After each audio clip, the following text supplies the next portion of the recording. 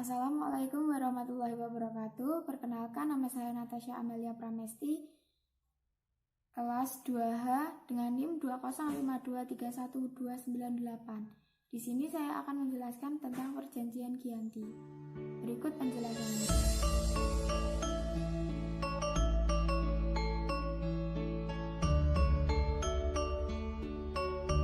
Perjanjian Giyanti. Perjanjian Giyanti ditandatangani oleh Mangkubumi, Pakubuwono III, dan VOC. Perjanjian Giyanti yang berlangsung di Desa Jantiharjo, Karanganyar, Jawa Tengah, menghasilkan keputusan penting berupa pembagian kerajaan Mataram menjadi dua, yaitu Kesunanan Surakarta Hadiningrat dan Kesultanan. Di masa silam, perjanjian Giyanti ini dibuat dalam rangka meredam api konflik yang telah berlarut-larut. Pasca perpindahan Keraton Kartasura ke Surakarta, api dari peristiwa geger pecinan ternyata belum mati tepat di sumbunya.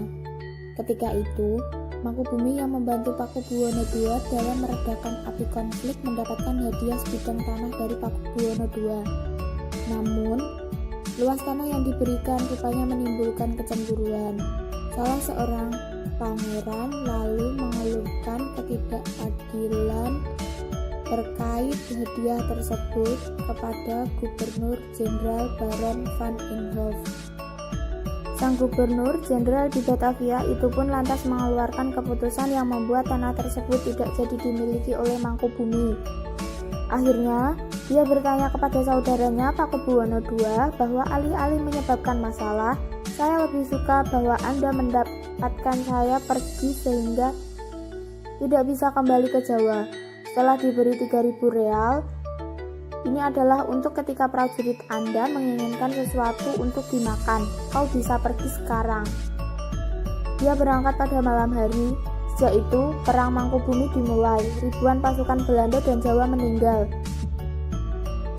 Perlawanan ini mendorong Gubernur VOC untuk Jawa Utara, Nicholas Harting, mengambil sikap untuk menyelamatkan daerah operasionalnya secara tertutup.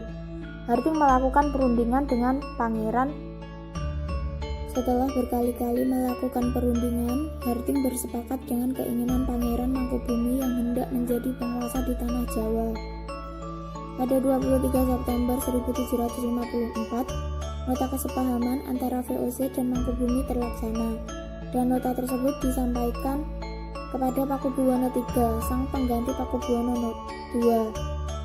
Nota tersebut menyatakan bahwa Pangeran Mangkubumi mendapatkan wilayahnya.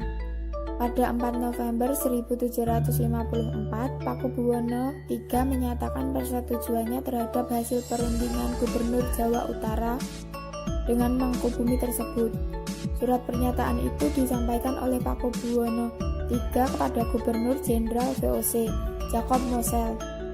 Kesepakatan ini mendorong terjadinya sebuah perjanjian besar yang ditandatangani di Desa Giyanti, beberapa kilometer di sebelah timur Surakarta. Penandatanganan perjanjian Giyanti ini menjadi pangkal dari terbelahnya tanah Jawa menjadi dua bagian, atau yang dikenal dengan istilah Palihan Nagari. Hal ini menjadi awal mula naik tahtanya Mangkubumi di Yogyakarta sebagai Sri Sultan Hamengkubuwono I dengan gelar Senopati Engalogo Sayyidin Panotogomo Khalifatullah. Sejak ditandatangani perjanjian tersebut pada 13 Februari 1755 dan kemudian 2 hari kemudian pada 15 Februari 1755 ada pertemuan untuk mengelola pembagian atribut keraton. Di antara hal-hal itu adalah keris, yang merupakan pusaka raja diberikan kepada Sultan Hamengkubuwono I. Proses pembagian wilayah dan juga aspek-aspek lain seperti bahasa mengalami proses sepanjang seiring waktu, jadi tidak disebutkan. Jadi pembagian wilayah hanya terjadi antara perjanjian panjang. Kesepakatan itu dilakukan selama hampir 20 tahun. Perjanjian Giyanti yang tidak merinci pembagian wilayah pada gilirannya menimbulkan rentetan-rentetan peristiwa. Pembagiannya sengaja acak, sehingga ada banyak daerah yang berdampingan, seperti ada beberapa wilayah Jogja yang dikelilingi wilayah Solo. Begitu juga sebaliknya. sehingga menyebabkan banyak kebobolan antara kedua negara. Sementara itu, pasca Perjanjian Giyanti, Raden Mas Said atau Pangeran Sambernyawa yang dahulu membantu Mangkubumi masih terus melakukan pemberontakan. Seperti halnya Mangkubumi, Pangeran Sambernyawa juga merupakan Prapakubuwono turut menuntut hak sebagai penguasa wilayah. Dalam gerakannya pada Oktober 1755, Pangeran Sambernyawa berhasil mengalahkan satu kelompok pasukan VOC. Kemudian pada Februari 1756, ia juga hampir membakar keraton yang baru didirikan di Yogyakarta.